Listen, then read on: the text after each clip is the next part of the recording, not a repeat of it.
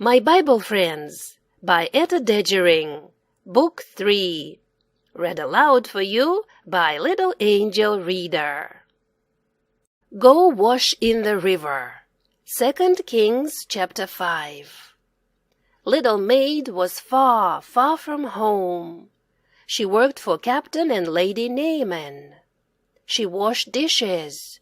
She ran errands. Little Maid did everything Captain and Lady Naaman asked her to do, except one thing. One thing Little Maid did not do. Captain and Lady Naaman prayed to an idol, an ugly stone idol. The idol couldn't see. It couldn't hear. When Captain and Lady Naaman asked Little Maid to pray with them to the idol, Little Maid said, "Oh no, I cannot pray to an idol. I pray to the God in heaven. He sees me. He hears me."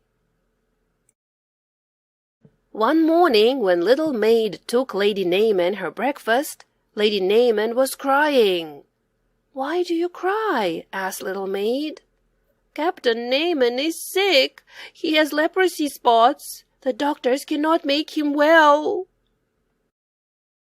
"I know someone," said Little Maid, "who can make Captain Naaman well. If he will go to the prophet at my home, far, far away, the prophet will know what to do to make him well." Lady Naaman told Captain Naaman what Little Maid said. "I will go see the prophet," said Captain Naaman. "I will take him presents." Captain Naaman rode in his best chariot. He drove his fastest horses. Men on horseback rode along behind the chariot. At the turn of the road, Captain Naaman waved goodbye to Lady Naaman. He waved goodbye to Little Maid. The prophet saw Captain Naaman and his men coming down the road.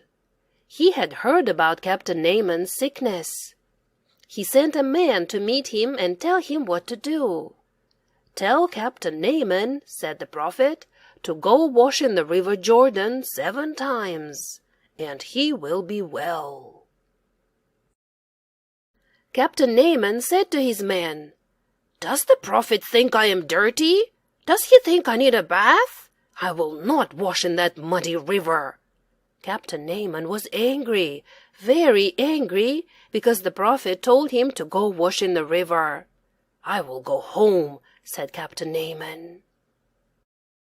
Captain Naaman started home. The men on horseback rode up close beside him. They said to him, "If the prophet had asked you to do some big thing, wouldn't you have done it? Why don't you do this little thing? Why don't you go wash in the river?" Captain Naaman drove slower. At last he turned off the road and drove down toward the river. The river was muddy, but Captain Naaman waded out into it. He dipped down under the water. Then he looked at his hands and his arms. The leprosy spots were still there.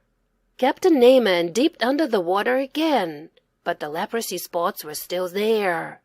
He dipped again. The spots were still there.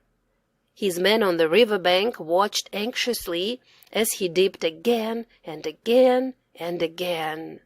But always the spots were there, and they were as large as ever.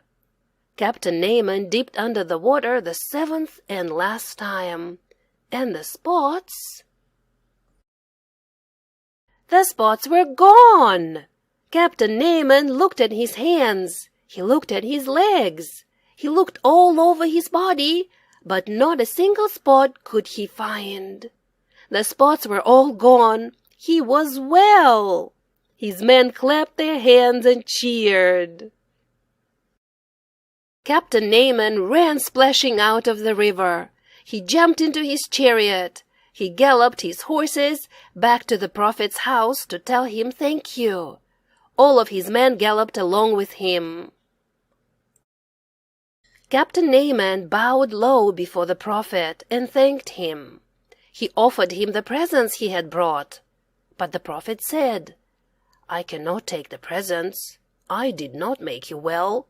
It was the God in heaven who made you well. Captain Naaman and his men hurried home. Lady Naaman and little maid were watching the road. Captain Naaman waved to them. He drove faster.